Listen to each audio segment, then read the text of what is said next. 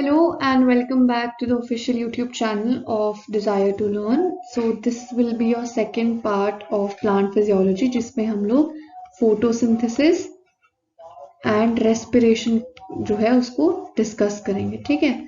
तो पिछली जो वीडियो थी हमारी उसमें हमने डिफरेंट चीज़ें पढ़ी थी, ट्रांसपोर्ट्स के बारे में कुछ चीज़ें पढ़ी हमने, न्यूट्रिशन के बारे में कुछ चीज़ें पढ़ी। तो इसमें हम पढ़ेंगे फोटोसिंथेसिस एंड रेस्पिरेशन के बारे में। अब सबसे पहले हम शुरू करेंगे फोटोसिंथेसिस के साथ। फोटोसिंथेसिस अब हुआ क्या, एस्टैब्लिश कैसे हुआ? बेसिकली जोसेफ प्रीस्टली नाम के एक साइंटिस्ट थे जिन्होंने कुछ एक्सपेरिमेंट्स कंडक्ट किए, ठीक है। उन्होंने एक्सपेरिमेंट्स कंडक्ट किए क्या देखने के लिए? उन्होंने रैंडमली एक जार लिया, ठीक है, ऐसा जार लिया, जार में उन्होंने कैंडल रखी पहले, ठीक है, जलती हुई कैंडल रखी। थोड़े टाइम बाद उन्होंने क्या देखा, कैंडल जो थी वो बुझ गई। फिर उन्होंने क्या किया, इसमें एक माउस को रख दिया, ठीक है, माउस रख दिया इन्होंने। थोड़े टाइम बाद उन्होंने क्या देखा, कैंडल भी बुझ गई और माउस भी सफोकेट होके मर गया, ठीक है। तो ही वंडर्ड कि यार ऐसा हुआ क्यों, ठीक है।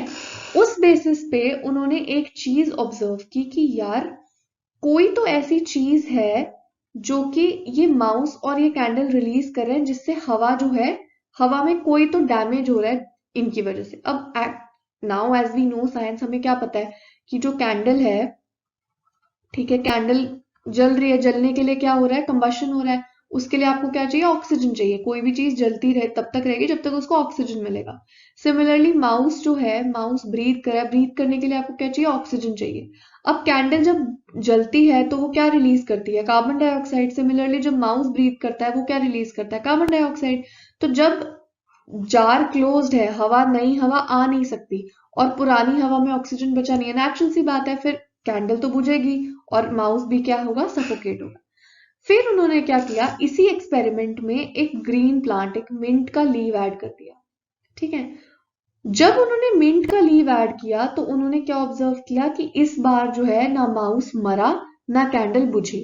सो इस बेसिस पे इन्होंने क्या हाइपोथेसिस निकाला, इन्होंने ये निकाला कि plants restore to the air whatever breathing animals and candles remove. पहले इन्होंने क्या निकाला था, पहले कंक्लूजन निकाला था इन्होंने कि बर्निंग कैंडल और an animal that breathe the air both somehow damage the air, और उसी डैमेज को जब हम एक ग्रीन प्लांट रखते हैं तो what ever damage that is caused by a candle और अ माउस गेट्स रिस्टोर्ड, ठीक है। ये उनका कुछ एक्सपेरिमेंटल सेटअप था, मैं आपको दिखाती हूँ।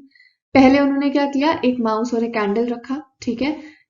जो माउस है, माउस ने क्या किया, ब्रीथ किया, ठीक है। कैंडल ने क्या किया, कंबशन किया। दोनों ने क्या रिलीज किया, कार्बन डाइऑक्साइड, ठीक है, कार्बन डाइऑक्साइड रिलीज किया एंड अल्टीमेटली क्या हुआ, माउस मर गया और कैंडल भी बुझ गई। बट नेक्स्ट टाइम जब इन्होंने ग्रीन प्लांट रखा तो क्या हुआ, ऑक्सीजन यूज की, माउस ने, इसने क्या रिलीज किया, कार्बन डाइऑक्साइड, और कैंडल ने क्या रिलीज किया, कार्बन डाइऑक्साइड। बट वो कार्बन डाइऑक्साइड प्लांट ने यूज किया और रिटर्न में क्या रिलीज किया, ऑक्सीजन, जिसकी वजह से ना कैंडल बुझी ना फिर माउस की सफोकेशन से डेथ हुई, ठीक है। और 1774 में फिर यही प्रीस्टली थे जिन्होंने ऑक्सीजन डिस्कवर किया, ठीक है। सो नेक्स्ट है, using a similar setup that was used by Priestley but by placing it once in the dark and once in the sunlight. अब इसी सेटअप में क्या हुआ, ऐसा ही कुछ सिमिलर सेटअप लेके जैन इंगेनहाउस जो थे, इन्होंने क्या किया, इन्होंने सनलाइट की इंपॉर्टेंस बताने की कोशिश की कि how is sunlight important to the plant process, ठीक है।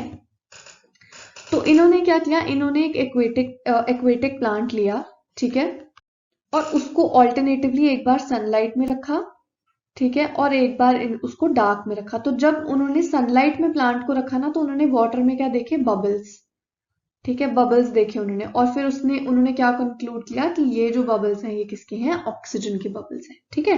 Hence he showed that it is only the green part of the plant that could release oxygen, ठीक है।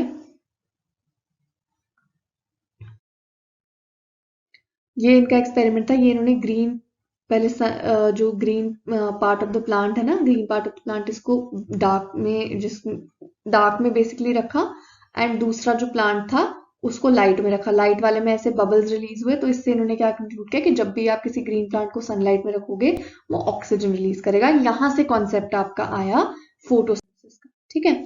सो फोटोसिंथेसिस है क्या? Basically a milestone contribution in understanding photosynthesis was made by a microbiologist Cornelius van Niel, ठीक है, who based on his studies of purple and green bacteria demonstrated that photosynthesis is essentially a light dependent reaction in which hydrogen from a suitable oxidizable compound reduces carbon dioxide to carbohydrates, ठीक है।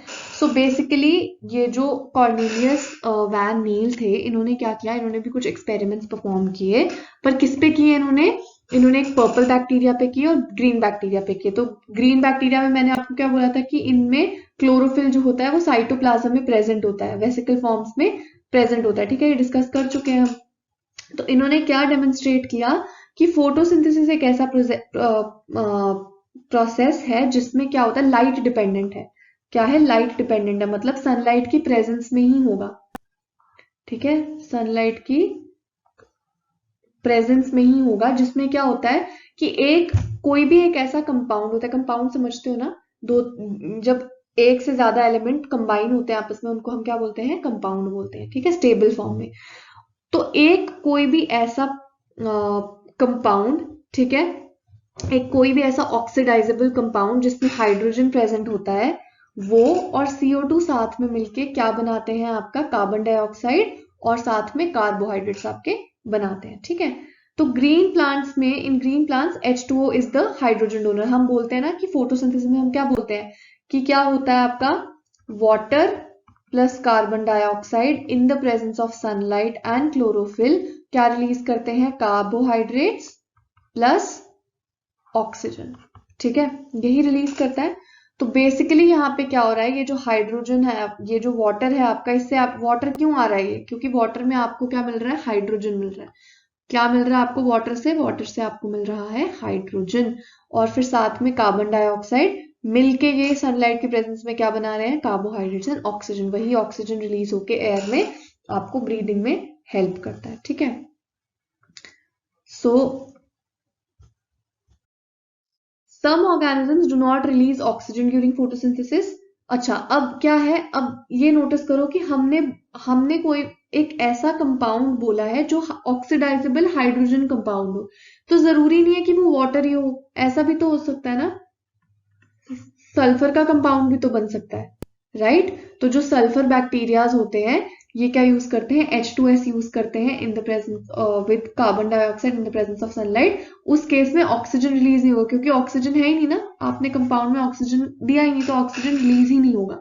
तो oxygen जरूरी नहीं है हर बार photosynthesis में oxygen ही release हो, ठीक है। बट ये किसकी बात कर रही हूँ मैं बैक्टीरियाज के टर्म में बात कर रही हूँ, ठीक है, purple bacteria and green sulphur bacteria की बात कर रही हूँ।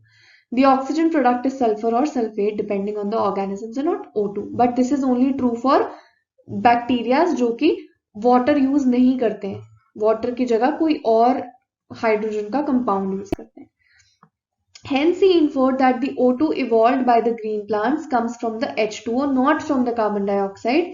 This was later proved using radioisotopic techniques. The correct equation that would represent the following process ये हम आगे डिस्कस करेंगे। तो बेसिकली इसने क्या इन्फर किया, इसने बोला कि जो ऑक्सीजन ग्रीन प्लांट्स रिलीज कर रहे हैं ड्यूरिंग फोटोसिंथेसिस, वो कहाँ से आ रही है? वो पानी से क्या बोल रहे हैं, पानी से आ रही है, ना कि कार्बन डाइऑक्साइड से आ रही है, ठीक है। तो आपका ग्रीन प्लांट्स में आपका ये जो इक्वेशन है वो ऐसे रिप्रेजेंट होती है, carbon dioxide and hydrogen they combine in the presence of sunlight and chlorophyll and they form carbohydrates, water and oxygen, right? So यहाँ पे C6H12O6 क्या है? कार्बोहाइड्रेट्स। ये केमिकल फॉर्मूला है, कार्बोहाइड्रेट्स, ठीक है, या फिर ग्लूकोज। तो oxygen is released from water. This is proved using radioisotopic techniques as I mentioned, and note that this is not a single reaction but the description of the multi-step process called photosynthesis, ठीक है। So basically ये जो equation है ये chemical equation नहीं है, but it is the entire process of photosynthesis in green plants. Photosynthesis in green plants. अभी जो सल्फर बैक्टीरिया, इन सबको भूल जाओ, हम यहाँ ग्रीन प्लांट्स की बात करें। तो ग्रीन प्लांट्स में अगर मैं बताऊं आपको फोटोसिंथेसिस क्या होती है, तो कार्बन डाइऑक्साइड एंड हाइड्रोजन, मतलब इसको डिफरेंट लैंग्वेज में अगर मैं बोलूं, N oxidisable compound of hydrogen combined with carbon dioxide in a light dependent process, ये लिख लो, ठीक है.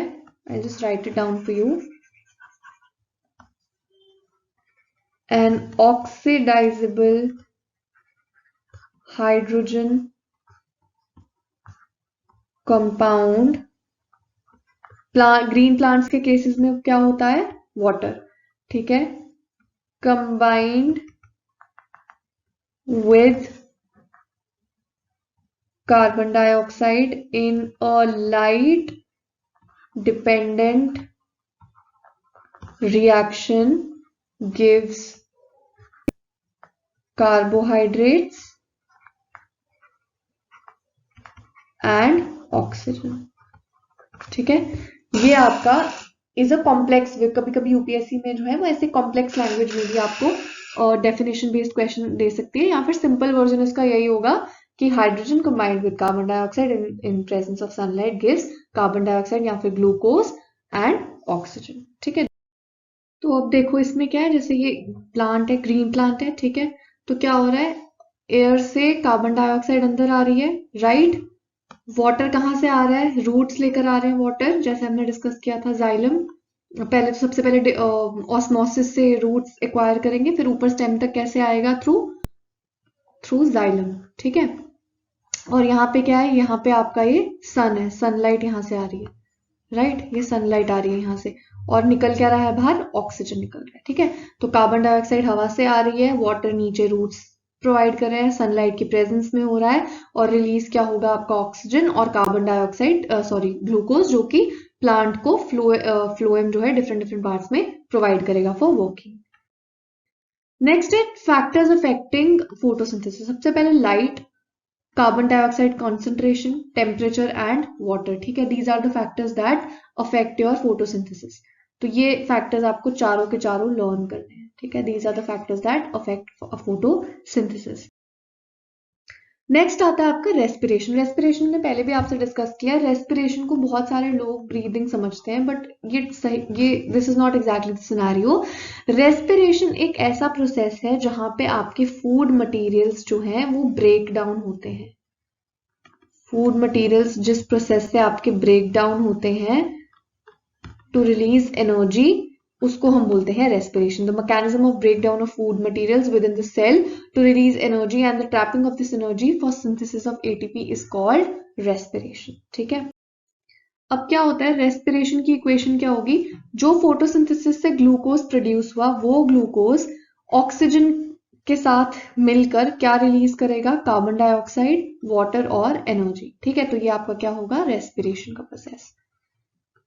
ठीक है, during this process of respiration oxygen is utilised and carbon dioxide, water and energy are released as products. ठीक है, अब क्योंकि ये कंबशन रिएक्शन है ना, कंबशन रिएक्शन है, क्योंकि एनर्जी रिलीज हो रही है इसमें, तो इसको और कार्बन डाइऑक्साइड भी रिलीज हो रहा है, तो इस केस में हम लोगों को क्या रिक्वायर चाहिए होगा, ऑक्सीजन रिक्वायर्ड होगा ऑब्वियसली. ठीक है, but some cells live where oxygen may और मे नॉट बी अवेलेबल. ठीक है, ये लाइन का क्या मतलब है, अब सपोज करो कोई मतलब कुछ ऑर्गेनिजम्स होते हैं जिनके पास ब्रीथ करने के लिए नहीं है, ऑक्सीजन नहीं है, तो उस केस में हम अब रेस्पिरेशन को आगे पढ़ेंगे दो तरीके से.